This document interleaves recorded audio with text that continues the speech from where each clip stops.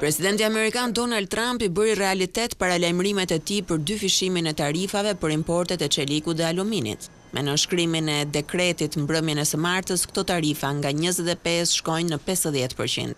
Argumenti i shefit të shtëpisë së bardhë është se tarifat e reja duhet të forcojnë industrinë amerikane të çelikut. Presidenti amerikan tha se doganat janë të preferuarat e tij absolute në fjalimin që mbajti përpara punëtorëve të një fabrike çeliku në shtetin amerikan të Pensilvanisë. Megjithatë, industria gjermane e çelikut i sheh me shqetësim të gjitha këto lëvizje. Vendimi i Trumpit për dyfishimin e tarifave të SBA-s shënon një nivel të ri për shkallëzimin në konfliktin tregtar transatlantik.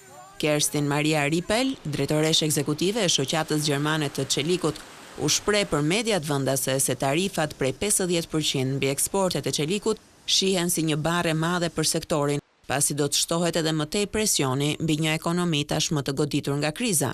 Tarifat do të prekin industrinë e çelikut në mënyra të ndryshme, shprehet ajo. Nga masat goditen veçanërisht rënd eksportet direkte në SBA.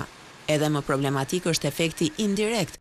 Vendet tradicionale furnizuese mund të braktisin tregun amerikan dhe të ridrejtojnë çelikun e tyre në tregun e BE-s për shkak të tarifave ekstreme. Kjo nga ana tjetër do të rrisë edhe më shumë presionin tashmë të fortë në Europë. BE-ja po ashtu e ka kritikuar ashpër njoftimin e ri të tarifave dhe ka kërcënuar të reagojë përpara verës. Një zëdhënës i tij në Bruksel u shpreh se Bashkimi Evropian është gati të marrë kundërmasa.